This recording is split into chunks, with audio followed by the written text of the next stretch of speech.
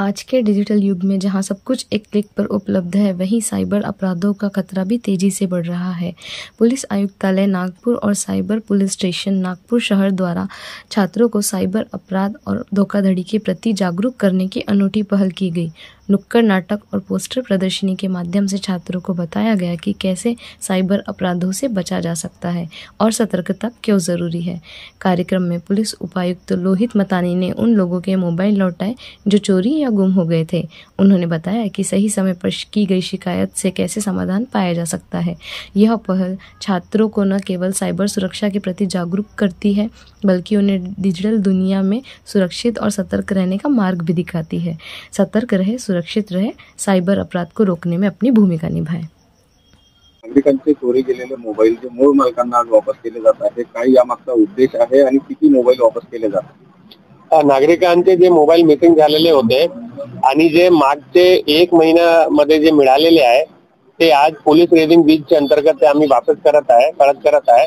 याचा मूळ उद्देश असा आहे की ज्यांच्या प्रॉपर्टी मिसिंग होत आहे ते प्रॉपर्टी त्यांना परत मिळाली पाहिजे आणि आमचा जे पोलीस रेजिंग सप्ताह पण चालू आहे, तर त्या अनुषंगाने आज 81 मोबाईल आम्ही परत केलेले आहे आणि त्याचे जे टोटल जे व्हॅल्यू आहे ते 15,68,000 ची आहे।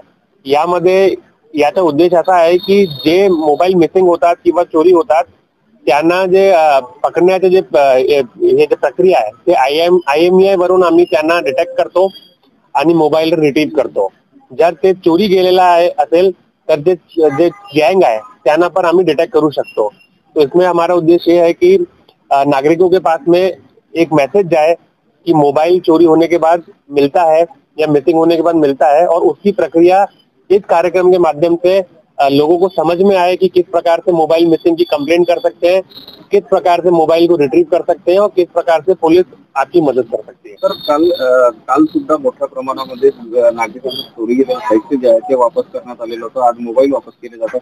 एकंदर म्हणजे या माध्यमातून पोलीस आणि नागरिक यांच्यामध्ये एक समन्वय होताना दिसते किंवा पोलिसांवरचा विश्वास लोकांचा वाढेल। काल पण CP ऑफिस मध्ये मुद्देमाल परत केलेला होता। आज पण सायबर पोलीस स्टेशन आणि जे वेगवेगळे झोनल ऑफिसेस आहे तिथे पण मुद्देमाल परत करण्याची प्रक्रिया चालू आहे आणि यामध्ये काल पण तुम्ही बघितलं असेल की जे मोठा जे रक्कम होता ते सायबर पोलीस स्टेशनचा होता, कारण जे सायबर फ्रॉड मध्ये जे मोठी रक्कम लोकांची गेलेली होती नंतर आम्ही त्यांना फ्रीज केलेला होता आणि फ्रीज केल्यानंतर त्यांना काल मोठा जे 80% जे रक्कम होता ते सायबर पोलीस स्टेशनचा होता।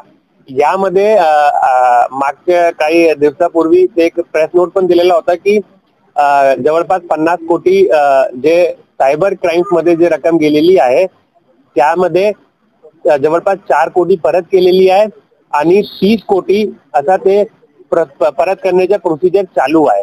तर यामध्ये जर जे ऑनलाइन जे आमचा पोर्टल आहे NCCRP पोर्टल जे आहे, जर त्या पोर्टलवर लवकरात लवकर जे विक्टिम आहे त्यांनी कंप्लेंट केली ते अकाउंट फ्रीज होऊ शकतात किंवा जर त्यांनी 1930 वर कॉल केला तर एक युजर फ्रेंडली ते पोर्टल आहे, ते कम्प्लिटली त्यांना गाईड करतात ते कसा ते कंप्लेंट करायचं आहे। जर त्यांनी लवकरात लवकर ते केला जे अक्यूज्ड अकाउंट ते फ्रीज होतात आणि फ्रीज झाल्यानंतर ते परत करण्याची प्रक्रिया आम्ही सायबर पोलीस स्टेशन मध्ये करतो। तर या कार्यक्रम घेण्याचा असा उद्देश आहे की अशी जे जानकारी आहे ते या कार्यक्रमाच्या माध्यमातून नागरिकांना पोहोचली पाहिजे आणि कसा त्यांच्या अमाउंट परत येऊ शकतात, कसा त्यांचे जे व्हॅल्युएबल मुद्देमाल आहे ते परत येऊ शकतात त्याची माहिती त्यांना मिळाली पाहिजे।